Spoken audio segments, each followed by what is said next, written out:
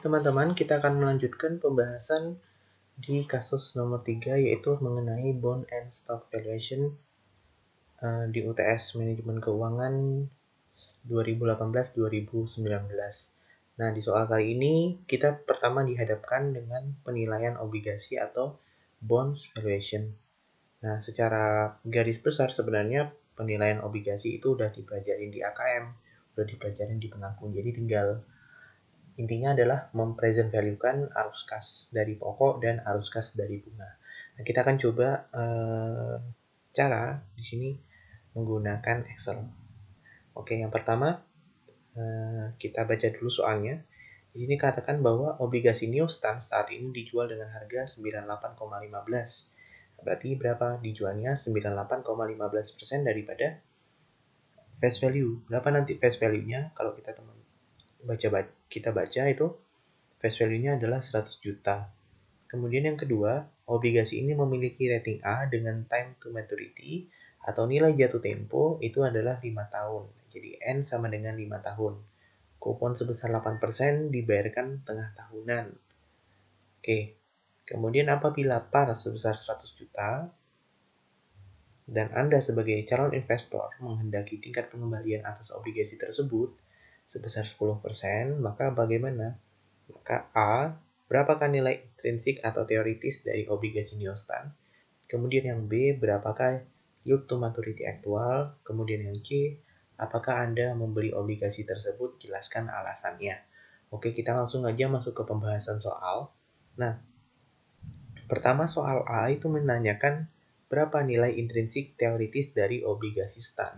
Nah, ini kurang lebih sama sebenarnya dengan PV atau present value. Jadi konsep PV itu dipakai lagi di sini. Nah, mari kita coba cari komponen-komponen PV. Yang pertama kan ada namanya face value. Nah, berapa face value-nya? Di sini tertera jelas 100 juta. Maka face value sama dengan 100 juta. Kemudian yang kedua, komponen kedua adalah market rate atau effective rate. Berapa market rate? Nah, ingat bahwa Anda sebagai calon investor itu menghendaki tingkat pengembalian sebesar 10%. Maka market rate-nya berapa?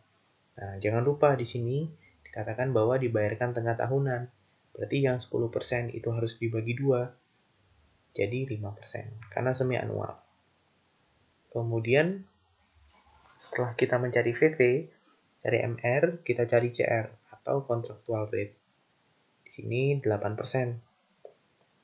8%. Kalau kita bagi 2 berarti 4%. Karena apa dibagi 2? Karena dia semi annually. Kemudian time to maturity-nya 5 tahun. Maka N sama dengan 5 kali 2, 10. Nah, setelah kita mengetahui komponen PV, barulah kita melakukan penghitungan nilai intrinsik atau teoritis obligasi New Stan. Nah, kurang lebih sama seperti yang diujikan di kuis lalu. Oke, rate-nya berapa? Rate-nya pakai interest rate, efektif interest rate 5%. Kemudian N per-nya 10, PMT-nya 100 juta, dikalikan dengan berapa persen ini? 4%. Kemudian VV-nya ini 100.000. Nah, ini. Nah, kemudian baru kita taruh tanda minus atau tanda plus. Nah, jadi kalau di obligasi, nah kita harus lihat di sini PMT-nya kita buat plus. Kenapa? Karena kita akan menerima uang di masa mendatang. Jadi, berapa uang dari bunga yang kita terima di masa mendatang adalah 100 juta kalikan 4% setiap tahunnya. Kemudian VV atau face value atau future value-nya adalah 100 juta. Nah, jadi ini merupakan pengembalian pokok. Nah, di rumus ini tidak dikasih minus semua. Karena kita terima kas. Kapan dikasih tanda minus? Kalau kita misalnya ngeluarin kas. Maka di sini nanti hasilnya adalah tanda minus. Kenapa di sini tanda minus? Karena untuk membeli obligasi itu kan kita harus ngeluarin uang. Nah, kalau kita misalnya mau mengeluarkan uang sekarang, kita bakal keluarin 92.278.265,07. Maka udah terjawablah pertanyaan yang A, berapakah nilai intrinsik obligasi New Stan saat ini?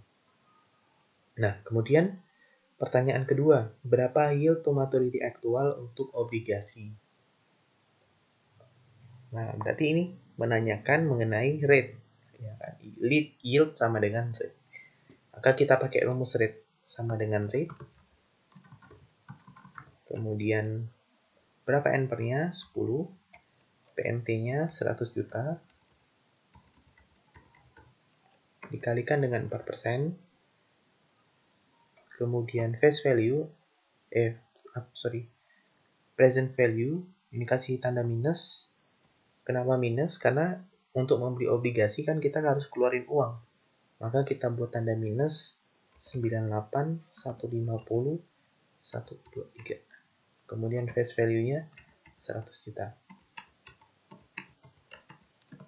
Maka dapatlah yield dalam semi annual adalah 4,23%. Kalau misalnya kita mau ubah jadi annual, berarti kita kaliin ini, kalikan dengan ini. Nah, baru nih bisa dibandingin. Sebenarnya YTM-nya adalah 8,46%, sementara yang kita inginkan tadi 10%. Nah, terus gunanya ini untuk apa? Untuk menjawab soal nomor 3. Apakah Anda akan membeli obligasi? Nah, jawabannya adalah tidak. Kenapa? Karena tingkat pengembalian atau rate of return yang saya inginkan itu lebih tinggi daripada YTM atau yield to maturity. Atau yang kedua bisa juga karena harga obligasi kemahalan. Kenapa kemahalan? Ya, karena harusnya obligasi itu 92 juta harganya, tapi di sini dihargai 98,15, 98 juta. Berarti si obligasi ini terlalu mahal buat kita, maka kita tidak akan membeli obligasi tersebut. Nah, kira-kira itu pembahasan mengenai kasus ketiga dari bonds valuation. Terima kasih.